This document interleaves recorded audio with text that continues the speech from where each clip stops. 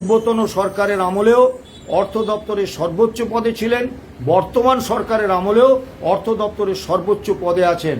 বর্তমান সরকারেরও মেয়াদ কিন্তু 2 মাস অতিক্রম করে গেছে।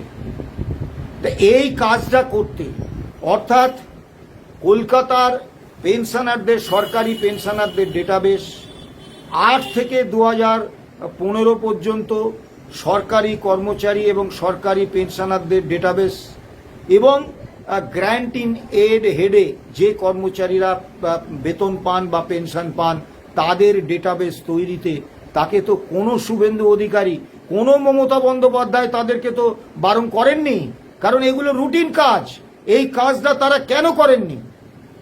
এবং আরো স্পষ্টভাবে বলছি যে এই অর্থ দপ্তরের যে আইএএস আমলারা যারা অর্থ দপ্তরটাকে চালান তারা তো নিজেরা all India consumer price index মেনে বছরে 2 বার ডিএটা পকেটে পুরে বা পেনশনার হলে ডিয়ারনেস রিলিফটা পকেটে পুরে হাসতে হাসতে বাড়ি ফিরে যান। তারা জানেন না যে মহামান্য Supreme Court all India consumer price index মেনে ডিএ দেওয়ার নির্দেশ দিয়েছে। রোপা 2009-এ all India consumer price index মেনে ডিএ দেওয়ার প্রভিশন রয়েছে, কনস্টিটিউশনাল কমিটমেন্ট রয়েছে। তাহলে তারা যখন এই অল ইন্ডিয়া কনজিউমার প্রাইস ইন্ডেক্সের বদলে একটা কল্পিত সিপিআই ধরে হিসেব করেন এবং প্রতিটা স্তরে অল ইন্ডিয়া কনজিউমার প্রাইস ইন্ডেক্সের থেকে কম হারে, কম শতাংশে বকেয়া দিয়ে গণনা করেন, তখন বলতেই হয় এটা একটা পরিকল্পিত চক্রান্ত এবং সমস্ত জেনে বুঝে এই আইএএস আমলারা নিচের তলার কর্মচারীদের বঞ্চনা করার লক্ষ্যে এই কাজটা করেছে। অত্যন্ত দুর্ভাগ্যজনক, এখনো এই ভুল সংশোধন হয়নি। এবং আজকেও আমরা সকাল থেকে অসংখ্য ফোন পেয়েছি, সবই বিভিন্ন শিক্ষক, শিক্ষাকর্মী, বোর্ড, কর্পোরেশন, পঞ্চায়েত, পুরসভা, বিভিন্ন আন্ডারটেকিংসের কর্মচারীদের, পেনশনারদের। আচ্ছা বলুন তো, পেনশনারদের তো বয়স বাড়ছে দিন দিন, অনেকেই পেনশনারদের সম্পর্কে সঠিক তথ্য জানেন না।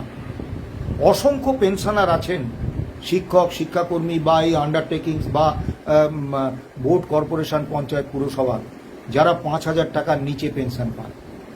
1,000, 2,000, 3,000 টাকা পেনশন পান এরকম পেনশনারও বিরল নন। 10,000 টাকার নিচে পেনশন পান এরকম পেনশনারদের সংখ্যা বিপুল। আজকের এই উচ্চ দ্রব্যমূল্যের বাজারে তারা দুবেলা ডাল ভাতের সংস্থান করতে পারবেন এই অর্থে। আর 60 বছরের পরে অবসর নেন একজন কর্মচারী, স্বাভাবিকভাবে ওই বয়সের পরে বিভিন্ন রকম রোগ ব্যাধি তার দেহে দানা বাঁধে। আমরা যখন বারবার পূর্বতন সরকারের কাছে এবং বর্তমান সরকারের মাননীয় মুখ্যমন্ত্রীর কাছে, আমি নিজে শিক্ষক, শিক্ষাকর্মী সহ অন্যান্য রাজ্য কর্মীদের ওয়েস্ট বেঙ্গল হেলথ স্কিম 2008-এর আওতায় আনার প্রস্তাব দিয়েছিলাম, সে প্রস্তাব আজও পূর্বতন সরকারও মানেননি, বর্তমান সরকারও মানেননি। ফলে তাদের কজনের এই ক্ষমতা আছে বলুন তো, তারা ওই বেসরকারি স্বাস্থ্য ব্যবসায়ীদের হাতে ওই মেডিক্লেম করে চিকিৎসা করাবেন? এই সামর্থ্য কজনের আছে? এবং তাদের মধ্যে অনেক পেনশনার নিত্যদিন প্রয়াত হচ্ছেন। আমাদের সঙ্গে মামলা করেছিলেন যে আমাদের সংগঠনের ট্রেজারার ইন্দ্রনীল মিত্র, তিনি প্রয়াত হয়েছেন অর্থ দপ্তরের সেই কর্মী স্বপন দে, যার জন্য আমরা বিকাশ রঞ্জন ভট্টাচার্য, ফিরদৌস শামীম, গোপা বিশ্বাসদের এই মামলায় যুক্ত করতে পেরেছিলাম। পরবর্তীকালে রহিম, আলী রহিম এবং শেখর কুমারকে সুপ্রিম কোর্টে এই মামলায় যুক্ত করতে পেরেছিলাম। সেই স্বপন দেও প্রয়াত হয়েছে। প্রতিদিন আমাদের ছেড়ে কিছু কর্মরত, বেশিরভাগটাই অবসরপ্রাপ্ত কর্মচারী আমাদের ছেড়ে চলে যাচ্ছেন। আর কতকাল অপেক্ষা করবে? আর অপেক্ষা করতে বলাটা কিন্তু নিষ্ঠুর রসিকতা হয়ে যাচ্ছে। আমরা অত্যন্ত সুনির্দিষ্টভাবে বলছি, 5ই ফেব্রুয়ারি মহামান্য সুপ্রিম কোর্টের রায় ছিল যে 15ই মের মধ্যে এপ্রিল 2008 থেকে ডিসেম্বর 2019 পর্যন্ত বকেয়া ডিএ এবং ডিয়ারনেস রিলিফে সমস্তটা পরিশোধ করতে হবে, বকেয়া দিয়ে দিতে হবে। সেই অর্ডার আগের সরকারও মানেননি, এই সরকারও মানছেন না। এখনো অপেক্ষা করার কথা বলাটা অত্যন্ত নিষ্ঠুর রসিকতা হবে এবং অত্যন্ত নির্মমতা হবে। আমি মহামান্য সরকারের কাছে আবেদন করব, মাননীয় মুখ্যমন্ত্রী, আপনি তো বলেছিলেন ওদিনের বৈঠকে সরকার কর্মী বান্ধব সরকার, সরকার কর্মচারীদের সঙ্গে লড়াইয়ে যাবে না, আদালতে সরকার কোটি কোটি টাকা খরচ করে উকিল নিয়োগ করে কর্মীদের বিরুদ্ধে মামলা করবে না। তা আপনার এই উদাত্ত যে আহ্বান, উদাত্ত যে মানসিকতা এবং কর্মীদের প্রতি এই যে কর্মী বান্ধব দৃষ্টিভঙ্গি, আপনার সরকারের ভূমিকায় আমরা তো সেটার ঘাটতি দেখছি। আমাদের মুখ বন্ধ করার জন্য একটা অর্ডার বার করেছেন 19/5-তে। সেদিনের বৈঠকে আমি সুনির্দিষ্টভাবে বলেছিলাম এই অর্ডারটা প্রত্যাহার করুন, কারণ বাক স্বাধীনতা এটা প্রত্যেক মানুষের গণতান্ত্রিক অধিকার। শুধু তাই নয়, এই অর্ডারটা বার করেছেন মুখ্য সচিব। একটা কথা আছে, বাবু যত বলে পারিষদ দলে বলে তার শতগুণ। বাবু যদি বলে থাকেন যে একটা অর্ডার করো, কর্মচারীরা সরকারের সমালোচনা করে কিছু করতে পারবে না। তা পারিষদরা আরেক ধাপ এগিয়ে গেছেন, তারা সার্ভিস রুলের বাইরে গিয়ে, সার্ভিস রুলে বলা আছে যে উইথ প্রায়র ইন্টিমেশন তারা বিভিন্ন সংবাদপত্রে নিবন্ধ লিখতে পারবেন, সরকারের সমালোচনা করতে পারবেন, মিডিয়াতে সরকারের সমালোচনা করে বক্তব্য রাখতে পারবেন, কারণ তারা সরকারের থেকে প্রায়র ইন্টিমেশন দেবেন সরকারকে। কোথাও সার্ভিস রুলসে বলা নেই যে প্রায়র পারমিশন নিতে হবে, কিন্তু এই অর্ডারে প্রায়র পারমিশন নেওয়া হয়েছে। আবার সরকার ব্যক্তি ক্ষেত্রে ঢুকে পড়ছেন, কখনো অর্ডার বার করছেন যে ওই যোগ বাধ্যতামূলক, যোগাতে অংশগ্রহণ বাধ্যতামূলক, কখন অর্ডার করছেন স্মার্ট মিটার বাধ্যতামূলক সরকারি কর্মচারীদের ঘরে। অর্থাৎ ব্যক্তি ক্ষেত্রে সরকার ঢুকে পড়ছে। আবার যে বিরোধী দলনেতা Suvendu Adhikari all India consumer price index মেনে ডিএ পাওয়ার দাবিতে যে আন্দোলন, সেই আন্দোলনে অগ্রণী ভূমিকা নিয়েছিলেন, সেই শুভেন্দু অধিকারী সরকার যখন 20% ডিএর অর্ডার বার করলেন, তখন কিন্তু ওই 1 অক্টোবর থেকে ঘোষণা করলেন, প্রাপ্য হওয়ার দিন থেকে নয়। আমি কিন্তু বৈঠকে মাননীয় মুখ্যমন্ত্রীকে অত্যন্ত সুনির্দিষ্টভাবে বলেছিলাম যে এই 42% ডিএ আপনি নতুন সরকারে এসেছেন, আপনি আর্থিক সঙ্গতি অনুসারে কবে দেবেন, আমরা তো চাইবো আপনি আজই বকেয়া সহ দিয়ে দিন। কিন্তু আপনার কাছে আমাদের সবথেকে সর্বোচ্চ অগ্রাধিকার দিয়ে একটা দাবি, যে বিগত 15 বছর ধরে আমরা মর্মে মর্মে উপলব্ধি করেছি যে ডিএ দেয়াটা যদি সরকারের বা মুখ্যমন্ত্রী অর্থমন্ত্রী সদিচ্ছা নির্ভর হয়, তাহলে কর্মচারীদের ক্ষেত্রে তা কতটা সর্বনাশা হতে পারে। তাই আপনার কাছে আমরা আবেদন করছি, দাবি করছি যে আপনি all India consumer price index মেনে বছরে 2 বার ডিএ দেওয়ার জন্য, ঠিক যেটা পূর্বতন বামফ্রন্ট সরকারের অর্থমন্ত্রী ডক্টর অসীম দাশগুপ্ত রোপা 2009-এ রেখে গিয়েছিলেন, সেই স্ট্যান্ডিং অর্ডারটা করুন।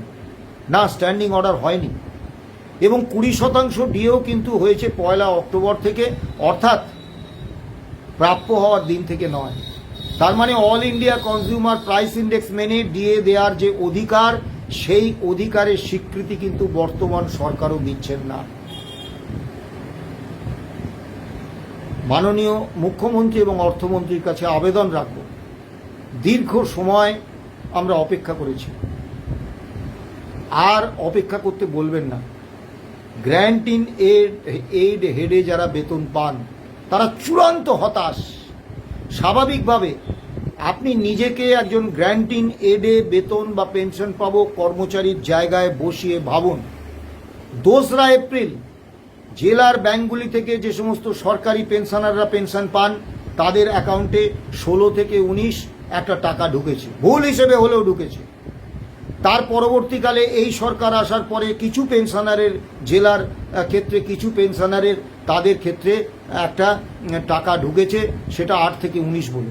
হ্যাঁ, তার হিসেব নিয়ে আমাদের বক্তব্য আছে, সেটা ভিন্ন প্রশ্ন, কিন্তু তারা কিছু অর্থ পেয়েছেন। কেএমসি এলাকার পেনশনারদের মধ্যে একটা অর্ডার হয়েছে, যদিও সেই অর্ডারে কোনো সময়সীমা বলা নেই, তবুও আমরা আশা করছি হয়তো এই জুলাই মাসের মধ্যে তাদের ব্যাংক অ্যাকাউন্টে টাকা ঢুকে যাবে, কিন্তু সেটাও অ্যাকচুয়াল নয়, এস্টিমেটেড। এটাতেও আমাদের আপত্তি আছে। তবু তাদের অ্যাকাউন্টে একটা টাকা ঢুকবে। কিন্তু আপনি ভাবুন তো, আপনি নিজেকে গ্র্যান্টিন এডে বেতন বা পেনশন প্রাপক একজন কর্মচারী হিসেবে, ওয়ার্ক চার্জ একজন কর্মচারী হিসেবে, সরকারি চুক্তিভিত্তিক একজন কর্মচারী হিসেবে, কিংবা ডেলি রেটেড একজন কর্মচারী, হোমগার্ড, সিভিল ডিফেন্স, এনভিএফ এর কর্মচারী হিসেবে নিজেকে বসিয়ে দেখুন যে আপনি 1 পয়সা পাননি, আপনার মনের অবস্থাটা কি হবে। কাজেই আবেদন করব, আপনি যে স্পিরিট দেখিয়েছিলেন যে কর্মচারীদের সঙ্গে লড়াই করবেন না, সেই স্পিরিটে আপনি গ্র্যান্টিন এড হেডে কর্মরত কর্মচারীদের, পেনশনারদের, ওয়ার্ক চার্জ কর্মচারীদের, ডেলি রেটেড কর্মচারীদের, সরকারি চুক্তিভিত্তিক কর্মচারীদের যারা ডিএ পান, তাদের অবিলম্বে এই রোপা 2009 মেনে এপ্রিল 2008 থেকে ডিসেম্বর 2019 পর্যন্ত বকেয়া ডিএ বা ডিয়ারনেস রিলিফ দেওয়ার ব্যবস্থা করুন। আগামী 22 তারিখ মামলা, আমরা 22 তারিখ পর্যন্ত সরকারের ভূমিকা 21 তারিখ পর্যন্ত দেখার সুযোগ পাব। তারপর সরকার যেরকম ভূমিকা নেবেন আমরা সেইভাবে সুপ্রিম কোর্টে আমাদের অবস্থান জানাব। সব শেষে একটা অত্যন্ত অপ্রিয় কথা আমাকে বলতেই হচ্ছে। আমার বা আমাদের সংগঠনের সাধারণ সম্পাদক মলয় মুখোপাধ্যায় কোনো ভিডিও পোস্ট করলে, কোনো সাক্ষাৎকার দিলে তার কমেন্ট অধ্যায়ে 12 জন শিক্ষক পরিচয় দেওয়া মানুষ তারা কমেন্ট করছেন। 1 নম্বর, আপনারা আমাদের পয়সায় মামলা করে নিজেরা টাকাটা পেয়ে আমাদের কথা ভুলে গেলেন, বিশ্বাসঘাতক কোথাকার। আমাদের গ্র্যান্টিন এডের কথা তো আপনারা কখনো বলেন না, একবারও তো বললেন না। আমি সবিনয় বলছি, আপনারা যারা একটু দূরদৃষ্টি রাখেন তারা বুঝতে পারবেন যে অদূর ভবিষ্যতে আমাদের ঐক্যবদ্ধ কর্মচারী আন্দোলনে নামতে হবে এবং গ্র্যান্টিন এডে যারা বেতন বা পেনশন পান সেই কর্মচারী এবং পেনশনারদের মধ্যে আমাদের সংগঠন confederation of state government employees এবং আমার এবং মলয়বাবুর গ্রহণযোগ্যতা, সমর্থন ভিত্তি কতটা, তারা এই 12 জন শিক্ষক পরিচয়ে পরিচিত ফেসবুক পণ্ডিত জানেন না। কাজেই আমরা আপনাদের এই সব মন্তব্যে আতঙ্কিত হচ্ছে, কিন্তু দুঃখিত হচ্ছে। আপনারা কি জানেন, কখনো ভেবে দেখেছেন, স্যাটে রাজ্য সরকারি কর্মচারীরা মামলা করেন। আমরা যখন স্যাটে মামলা করি, আমরা সমস্ত রাজ্য সরকারি কর্মচারী সংগঠনের সঙ্গে দীর্ঘ আলোচনার প্রক্রিয়া চালিয়েছিলাম। একমাত্র ইউনিটি ফোরাম বলে একটি ছোট সংগঠন ছাড়া আর কেউ আসেনি। আজকে স্পষ্টভাবে বলছি, একটি সংগঠন তো বলেছিলেন যে আদালত হচ্ছে রাষ্ট্রীয় শোষণের একটা যন্ত্র, আদালতের মাধ্যমে কর্মচারীদের কোনো মৌলিক সমস্যার সমাধান হয় এটা আমরা বিশ্বাস করি না, তাই আমরা মামলায় ঢুকব না। তারা কেউ আসেননি। সেই সময় 2016 সালে আমরা বহু শিক্ষক, শিক্ষাকর্মী সংগঠন, পঞ্চায়েতের কর্মী সংগঠনের কাছে আমরা আবেদন করেছিলাম, আপনারাও পৃথকভাবে হাইকোর্টে এই ইস্যুতে মামলা করুন। কারণ স্যাটে মামলা কতদিন চলবে আমরা জানি না, আমাদের তো স্যাটে মামলা করতে হয়। হাইকোর্টে যদি আপনারা মামলা করেন তাহলে আমরা আমাদের মামলাটা স্যাটকে বলবো যে হাইকোর্টে তো একই ইস্যুতে মামলা হয়েছে, আমাদের মামলাটা ওখানে পাঠিয়ে দিন। অর্থাৎ স্যাটে আমাদের আর দীর্ঘদিন ঘুরতে হবে না। না, কোনো গ্র্যান্টিন এডভুক্ত কর্মচারী সংগঠন, শিক্ষক, শিক্ষাকর্মী সংগঠন কেউ করেননি। 2017 সালে যখন আমাদের মামলা হাইকোর্টে গেল তখনও কেউ এই মামলায় যুক্ত হননি। সোজা সাপটা বলছি, এই অপ্রিয় কথাটা আমি বলতে চাইছিলাম না। সেটা হচ্ছে প্রতিটি কর্মচারী সংগঠন, এই মামলার সঙ্গে যুক্ত 3টি সংগঠন বাদে প্রতিটি কর্মচারী সংগঠন তাদের দাবি সনদের কোথাও all India consumer price index মেনে রোপা 2009 এর বকেয়া ডিএ বা ডিআরনেস রিলিফ দিতে হবে এরকম কোনো বিষয় তাদের দাবি সনদে কখনো রাখেননি। শুধু তাই নয়, এই দাবিটা যে আদায়যোগ্য এটা তারা বিশ্বাস করতেন না এবং তারা এই মামলায় যুক্ত না হয়ে দূর থেকে এই মামলার পরিণতি দেখেছেন দুটো কারণে। 1 নম্বর হচ্ছে মমতা বন্দ্যোপাধ্যায়ের মতো একজন ফ্যাসিস্ট শাসকের নেতৃত্বাধীন রাজ্য সরকারের রোষে তারা পড়তে চাননি। 2 নম্বর, এই মামলায় কর্মচারীদের বিরুদ্ধে কোনো রায় হলে তার দায় তারা নিতে চাননি, দূর থেকে তারা দেখেছিলেন। এবং আজও এই মামলায় গ্র্যান্ট ইন এড ভুক্ত কোনো কর্মচারী সংগঠন যুক্ত নন। আমরা যদি মনে করতাম, স্যাটে যখন আমরা মামলা করেছিলাম, আমরা করতেই পারতাম যে শুধু রাজ্য সরকারি কর্মচারীদের জন্য আমরা দাবি করতে পারতাম, রাজ্য সরকারি কর্মচারী এবং রাজ্য সরকারি পেনশনার। আমরা কিন্তু করিনি। সেদিন এই পিটিশনের মুসাবিদে যিনি করেছিলেন প্রয়াত আইএনটিইউসির পশ্চিমবঙ্গ শাখার তৎকালীন সভাপতি রমেন পাণ্ডে এবং প্রখ্যাত আইনজীবী সর্দার আমজাদ আলী, তারা কিন্তু আপনাদের সকলের চিন্তা করে তারা মামলাটা পিটিশনটা করেছিলেন রোপা 5ম রাজ্য বেতন কমিশনে। যারা মেমোরেন্ডাম দিয়েছেন, যাদের সুপারিশ হয়েছে 5ম রাজ্য বেতন কমিশনে বেতন ক্রম পরিবর্তনের সংশোধনের, এবং যারা রোপা 2009 থেকে 9 এর আওতায় তাদের বেতন পেনশন সংশোধিত হয়েছে, তাদের প্রত্যেকের জন্য এই পিটিশন আমরা দাখিল করেছিলাম। সেদিন যদি আমরা শুধু রাজ্য সরকারি কর্মচারীদের জন্য এই দাবি করতাম, আজকে কিন্তু গ্র্যান্ট ইন এড কর্মচারীদের এই বকেয়া ডিএ পাওয়ার কোনো প্রশ্নই থাকতো না, কারণ আপনারা মামলার কোনো জায়গায় কোথাও নেই। এতে মালহোত্রা কমিটিতে যে সংগঠনগুলি ডাক পেয়েছিল তাদের মধ্যে কিন্তু গ্র্যান্ট ইন এডের কোনো প্রতিনিধি ছিলেন না। আমরা কিন্তু অত্যন্ত সুনির্দিষ্টভাবে সব থেকে বেশি সময়টা ব্যয় করেছি গ্র্যান্ট ইন এড ভুক্ত এডে যারা বেতন পেনশন পান তাদের বকেয়া ডিএ বা ডিয়ারনেস রিলিফ দেওয়ার বিষয়ে, এর বিষয়ে ডেলি রেটেড কর্মচারী, ওয়ার্ক চার্জ কর্মচারী এবং সরকারি চুক্তিভিত্তিক কর্মচারীদের জন্য। আবার মাননীয় মুখ্যমন্ত্রীর কাছে যখন বৈঠক হয় তখনও কিন্তু আমরাই প্রথম গ্র্যান্ট ইন এডের কথা বিস্তারিতভাবে দীর্ঘ সময় ধরে বলেছি। অনেকে মূর্খের মতো মন্তব্য করছেন। আপনারা সুপ্রিম কোর্টে আমাদের কথা বলেছেন, আপনারা মামলা কিছু জানেন, আদালত কিছু জানেন। আদালতে ইস্যু কি ছিল? All India consumer price index মেনে রোপা 2009-এ পূর্বতন বামফ্রন্ট সরকার যে কনস্টিটিউশনাল কমিটমেন্ট করে গেছেন সেই কনস্টিটিউশনাল কমিটমেন্টটা ফিল আপ করা। মামলায় কিন্তু ইস্যু হিসেবে এটা ছিল না কারা কারা এর দ্বারা উপকৃত হবেন, কারা নন। কিন্তু যখনই সুযোগ এসছে মালহোত্রা কমিটিতে, যখনই সুযোগ এসছে, প্রথম অরিজিনাল পিটিশন করার সময় 2016 সালে আমরা কিন্তু আপনাদের সকলের কথা তুলে ধরেছি। স্বার্থপরের মতো শুধু রাজ্য সরকারি কর্মচারীদের কথা বলিনি।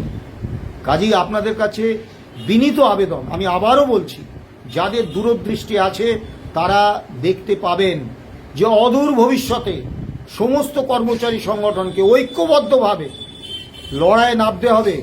পরিস্থিতি কিন্তু খুব ভালো দিকে যাচ্ছে না।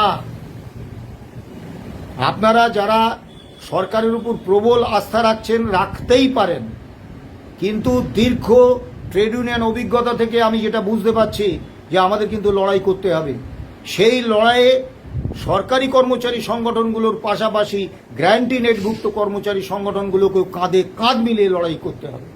কাজেই এখন এমন কোনো মন্তব্য করবেন না, এমন কোনো কটূক্তি করবেন না যাতে একটা বিভেদ তৈরি হয়। আবারও বলছি, গ্র্যান্ট ইন এড কর্মচারীদের এই বকেয়া ডিএ বা ডিয়ারনেস রিলিফ পাওয়াটা আপনাদের অধিকার। কেউ আপনাকে রিলিফ দেবে বা কেউ দয়া করবে তা নয়। সরকারের সঙ্গে আমরা সার্বিক অসহযোগিতায় যাচ্ছি না একটাই কারণে, যে রায় দিয়েছেন সুপ্রিম কোর্ট রূপায়ণ করবেন সরকার। কাজেই সরকারের সঙ্গে সর্ববিষয়ে এই রায় রূপায়ণের ক্ষেত্রে বিরোধিতা করলে আদতে এই রায় কার্যকর করার বিষয়টাই পেছিয়ে যায়। তাই আমরা বিরোধিতা করছি না, সার্বিক বিরোধিতা করছি না। কিন্তু আমরা এই কথাটা আপনাদের সুনির্দিষ্টভাবে বলছি যে রোপা 2009 নিয়ে আমরা মামলা করেছি, সেই মামলার ওই রোপা 2009-এর 25 নম্বর পাতা দেখবেন, সেখানে সুনির্দিষ্টভাবে ডক্টর অসীম দাশগুপ্ত আপনাদের জন্য কনস্টিটিউশনাল কমিটমেন্ট রেখে গেছেন। এটা আপনাদের অধিকার, এই অধিকার আপনারা পাবেন। সরকার যদি দেন ভালো, সরকার যদি না দেন মহামান্য সুপ্রিম কোর্ট থেকে আমরা এই অধিকার আপনাদের জন্য আদায় করে আনবো, আপনারা পাবেন, হতাশ হবেন না। ট্রেড ইউনিয়ন আন্দোলনে হতাশার কোনো জায়গা নেই। ভালো থাকবেন, সুস্থ থাকবেন, নমস্কার।